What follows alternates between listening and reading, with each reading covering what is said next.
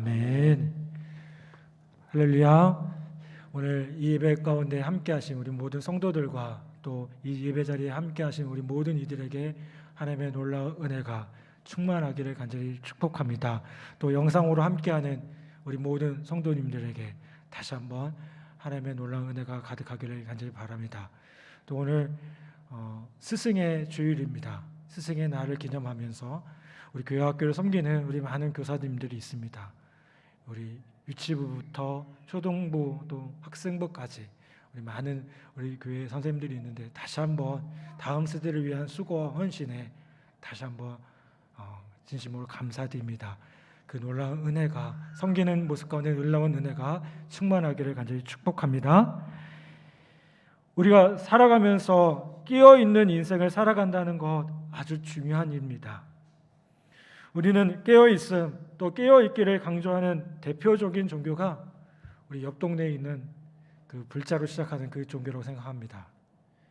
그런데 깨어있음은요, 성경에서도 하나님의 자녀들의 생동하는 삶을 위해 무엇보다 강조하고 있는 그런 내용임을 보게 됩니다.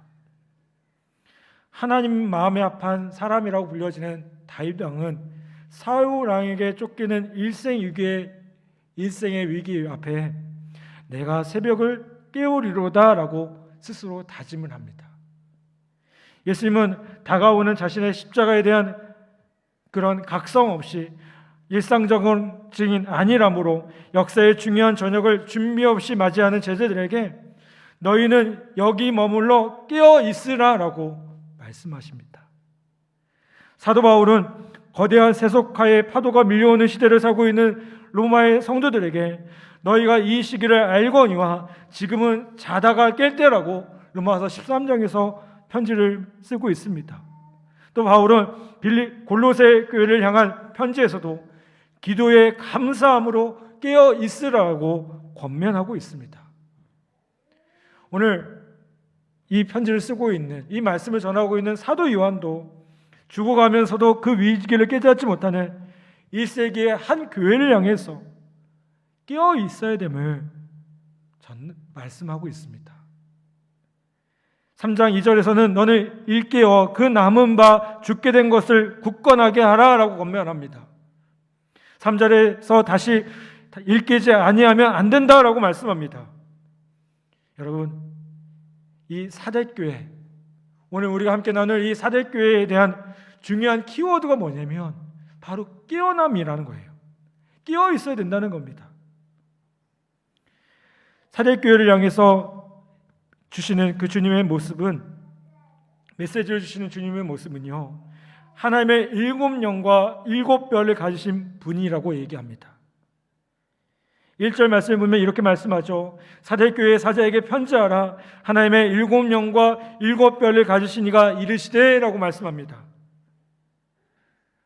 요한계시록 1장 20절에 보면요, 7뼈는 7교회의 사자, 즉 지도자들을 뜻합니다.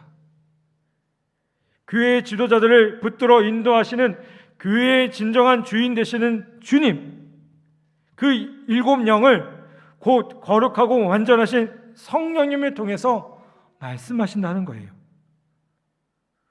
교회의 운명은 단순히 개인적인 인간적인 지도자에 의해서 맡겨진 것이 아니라 주님 자신에 의해서 성령님께서 인도하신다는 겁니다.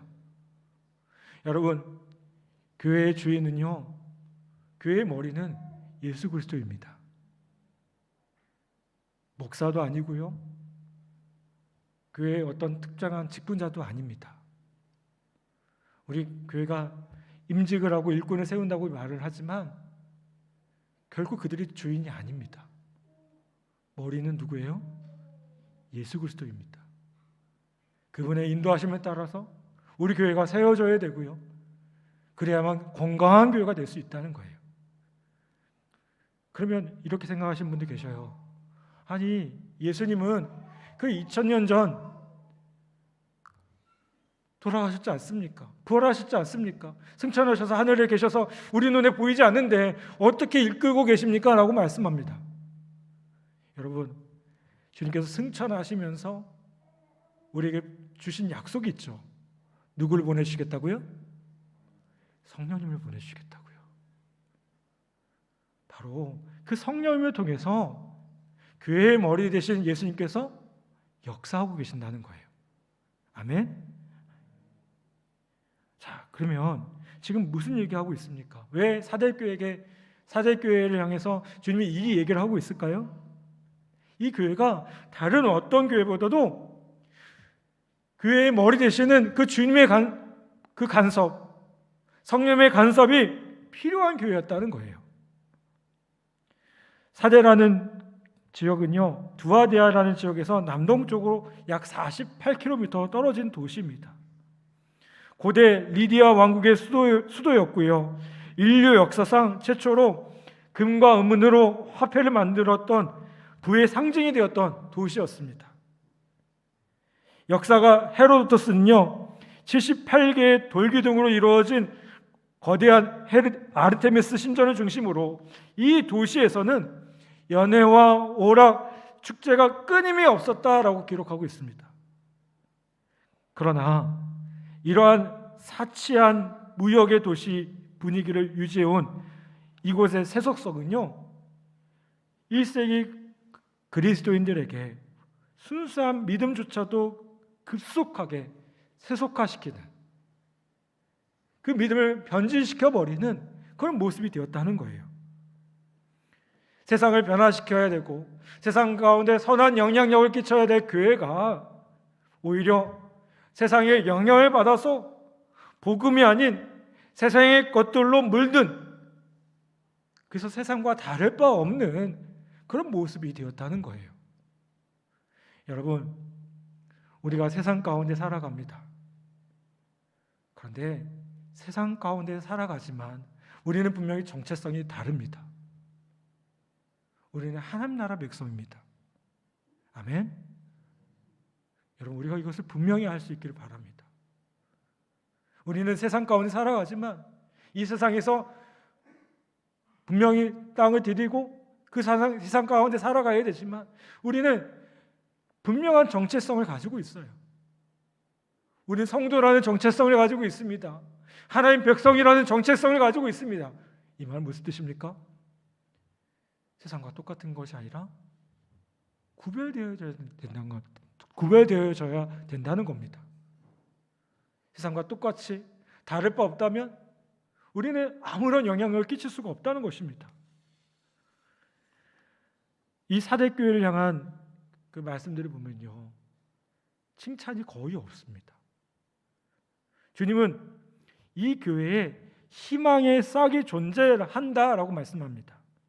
2절에 보면 아직 남아있는 것이 있다라고 말씀하고요, 4절에서는 아직 옷을 더럽히지 않고 흰 옷을 입고 주님과 동행하는 자들이 이 교회 안에 있다라고 말씀합니다. 무슨 얘기하고 있는 겁니까? 이 남은 자들, 이 남아있는 사람들이 이 교회의 희망이고 이 사대라는 지역에 그 세상의 희망이었다는 거예요. 우연의 일치일지 모르겠지만 사대라는 이름은요, 그리스어로 남은 자를 뜻합니다.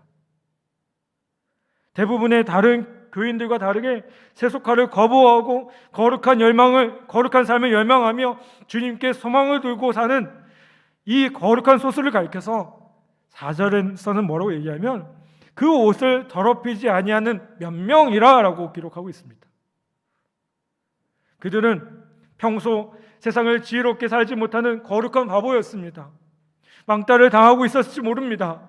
그런데 그들이 바로 역사의 남은 자였고요, 그 지역에, 그 땅의 그루터기였다는 겁니다. 여러분, 교회의 자랑은 건물이나 프로그램이나 이벤트가 아닙니다. 우리 교회가 이것저것 많이 한다고 해서 그것이 결코 자랑거리가 될 수가 없습니다. 왜 그럴까요? 여러분, 교회에 있어야 될 것 가장 중요한 것이 뭡니까? 예수 그리스도 그 놀라운 은혜입니다. 영성입니다. 여러분, 교회가 뭐 건물이 번지르르하고 예배당이 번지르르하고 프로그램이 많으면 뭐합니까? 그 안에 예수 그리스도의 생명이 없고요, 영향력이 없는데 그것이 교회이겠습니까?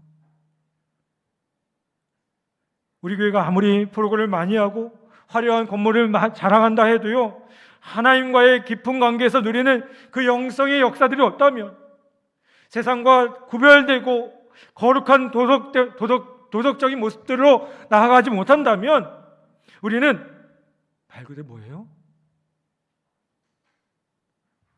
그냥 세상 사람들과 똑같은 존재일 뿐인 거예요. 그리스도인이 아니라는 거예요.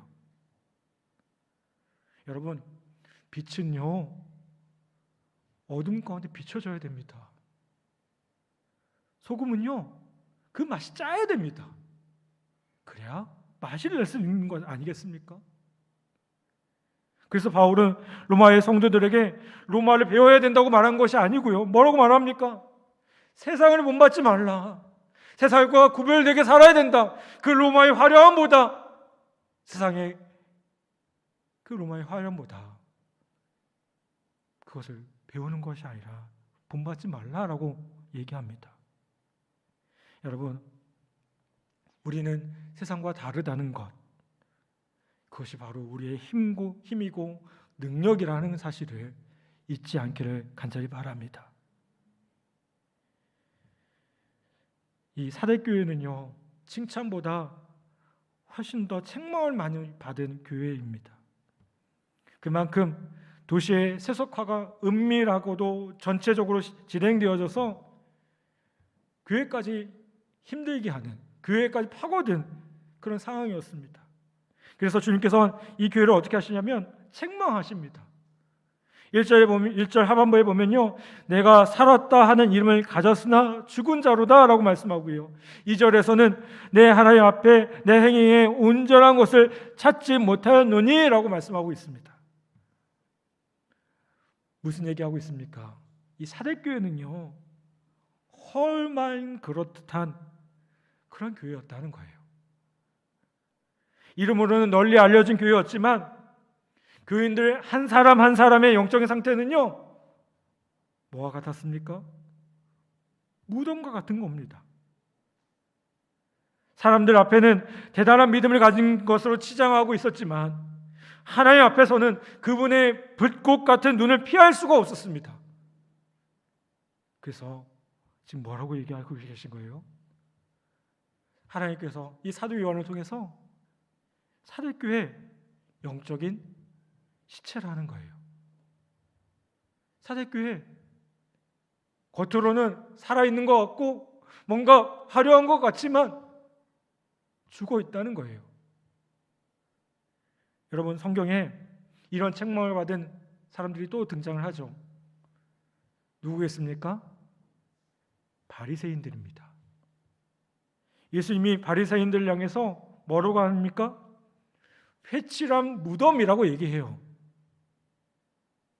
근데 이 바리새인들이 어떤 사람들이었습니까? 스스로 정말 최고의 영적인 모습 가운데 예배하고 있다고 자부하고 있었던 사람들입니다. 날마다 말씀을 묵상하고 있다고 생각했고요, 말씀대로 살아간다고 얘기하고 있던 사람들이었습니다. 경건한 복장을 입고요, 근엄한 표정을 지니고 있었고요, 거룩한 목소리를 말했습니다. 그런데 주님 뭐라고 얘기하세요? 회칠한 무덤이라고요. 왜요? 그 속 사람은 저는 그렇지 않았거든요. 겉모습만.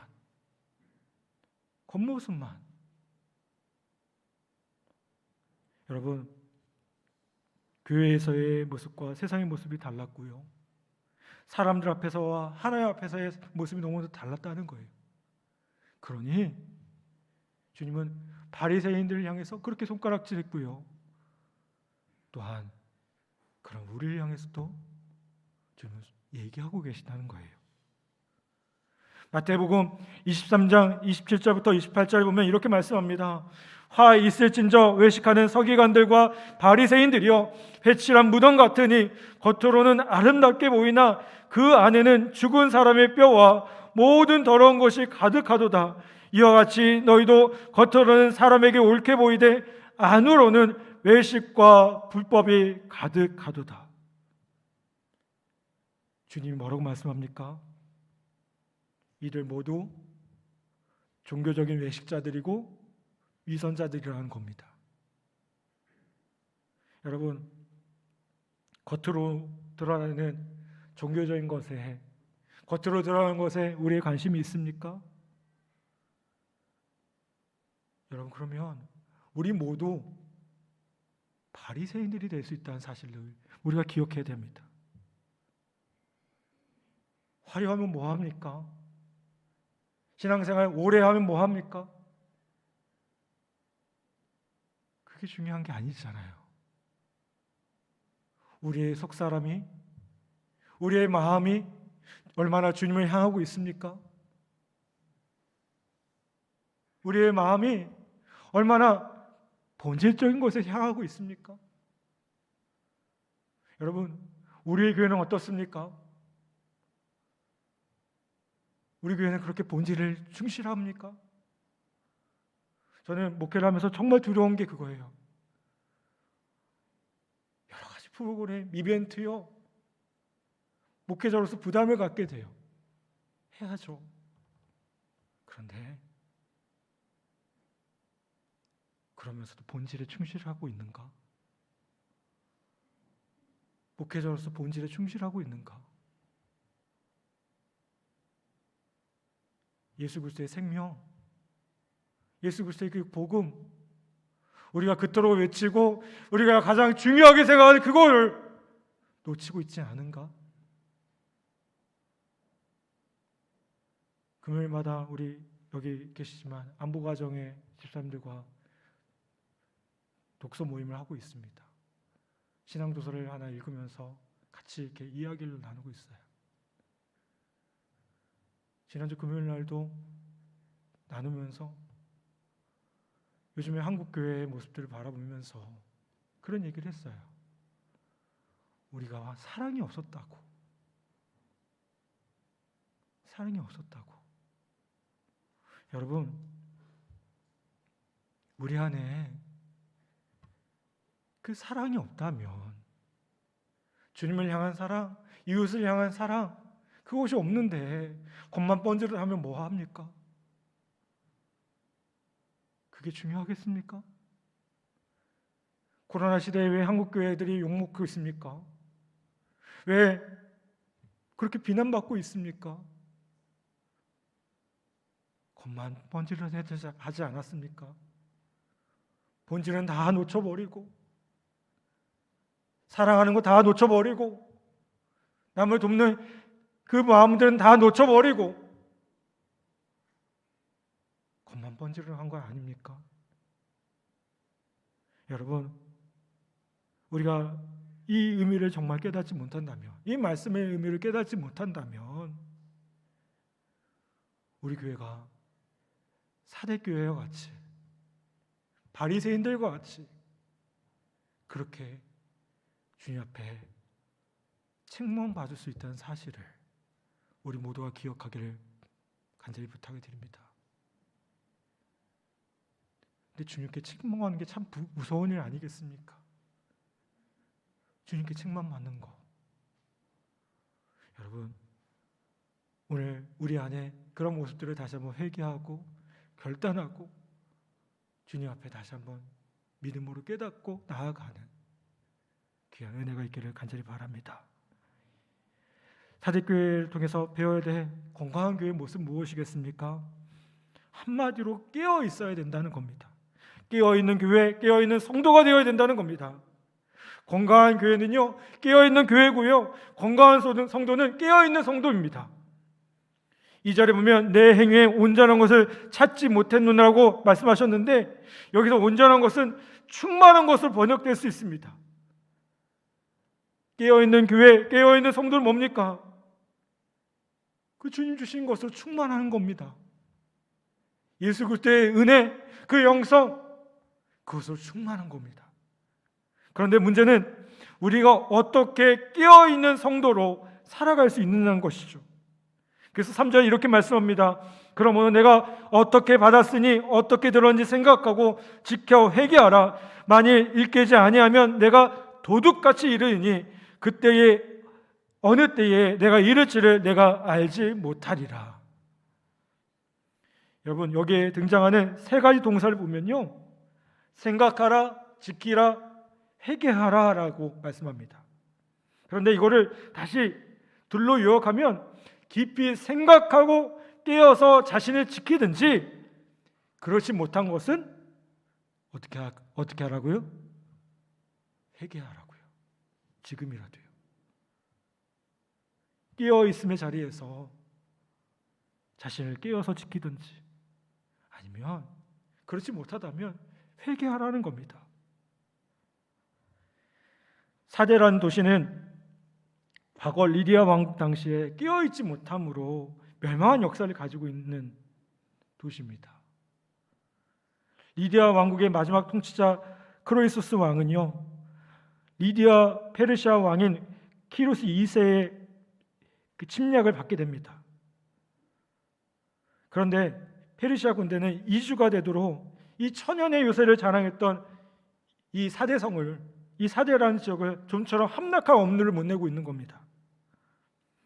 리디아의 크로이소스 왕은요, 이 난공불 불락의 요새를 믿고요, 시간만 벌면 승산이 있다, 승산이 자기들에게 있다라고 확신했습니다. 그런데 이 성에도 약점이 있었습니다. 이 성의 남쪽은 가파른 절벽이어서 지킬 필요가 없다고 생각한 나머지 방치되어 있었습니다. 이쪽으로 설마 들어올까, 이렇게 생각했던 거죠.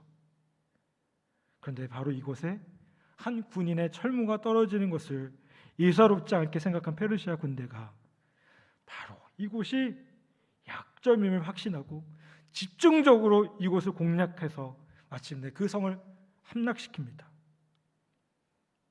사대의 장수들은요, 멸망하기 전날 밤까지 부하 병사들과 패배에는 있을 수 없다고 공언하면서 깊은 잠에 빠지게 됩니다. 그리고 그 잠에 헬멧이 떨어진 것, 철모가 떨어진 것이죠. 그리고 그 다음날 새벽 어떻게 됐을까요? 이들은 모두 포로가 되었습니다.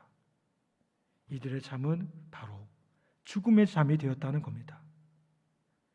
여러분, 그런데 우리 주님은 당시 세상의 희망이어야 할 사대 공동체와 성도들이, 사대 교회와 그 성도들이 다시 한번 세속화와 그 어둠 속에서 방심하며 기분 좋게 잠들어 있는 것을 보신 겁니다.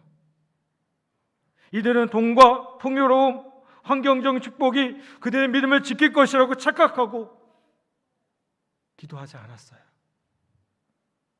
믿음을 지키지 못했습니다.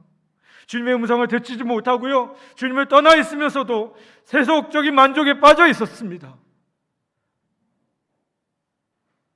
여러분, 그런 교회를 주님 보시기에는 영락없이 죽어가는 교회로 보였다는 겁니다. 사랑하는 여러분, 다시 한번 우리 교회가, 우리가 깨어있기를 간절히 바랍니다. 여러분, 이게 사대교회만을 향해서 주신 말씀이 아닙니다. 이 말씀은 우리에게도 분명하게 하실 말씀입니다. 여러분, 악한 사단 마귀가 가만히 있습니까? 우는 사자와 같이 삼킬 자를 찾고 있습니다. 지금도 우리의 마음을 흔들고 넘어뜨리려고 합니다. 그래서 우리는 깨어 있어야 합니다. 세상이 좋다고, 현실이 좋다고 그저 그것에 빠져 있으면 안 됩니다. 우리는 자꾸만 그럴수록 더 죄의 늪으로 빠져 들어갈 수 있기 때문에 발버둥 쳐야 되고요, 깨어 있어 몸부림쳐야 됩니다. 여러분, 아직도 해결되지 못한 죄의 모습들이 있습니까? 아직도 자꾸만 넘어지는 그 연약함들이 있습니까? 아직도 세상과 타협하고 세상과 구별되지 못한 그런 모습들이 있습니까? 삶으로 주님 앞에 주님을 드러내고 그렇게 선한 영향을 끼치며 살아야 되는데 그런 모습은 있습니까? 여러분, 깨어 결단하기를 바랍니다. 믿음으로 살 것을 결단하길 바랍니다. 주님과 동행하며 이제 그 못을 벗고 흔들림 없이 믿음으로 다시 한번 살 것을 결단하기를 간절히 바랍니다. 주님은 그런 우리에게 5절에서 이렇게 말씀하시죠.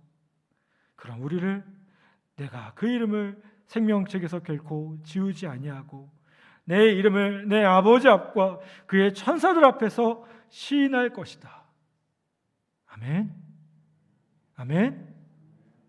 여러분, 깨어서 기도하면, 깨어서 살아간다면, 믿음을 지키며 살아간다면 우리 모습이 세상과 똑같은 사람들이 아니라 세상과 분명히 다르고 구별된 거룩한 하나님의 백성으로 살아간다면 주님께서 뭐라고 말씀하실까요? 내가 한다. 생명책에서 결코 지우지 않겠다. 그 이름을 내 아버지 앞과 천사들 앞에서 시인할 것이다. 여러분, 주님이 우리를 보증하신다는 거 아니겠습니까? 주님이 그런 우리를, 그렇게 믿음을 지키며 살아가는 우리를 보증하신다는 거 아니겠습니까? 여러분, 생각만 해도 얼마나 좋습니까? 너의 믿음을 알고 너의 신실함을 알고 그렇게 애쓰고 수고한 것들을 안다고 하는데, 여러분, 다시 한번 그 믿음의 본질을 회복하고 바리새인들 같이, 사두개인들 같이 주님께 책망받는 것이 아니라 믿음을 지키며 깨어서 더 순수한 믿음의 모습으로 다시 한번 세워지는 우리 모든 성도들과 우리 모든 교회와 모든 이들 되기를 간절히 바랍니다. 그 은혜가 우리의 삶 가운데 가득하기를 간절히 축원합니다.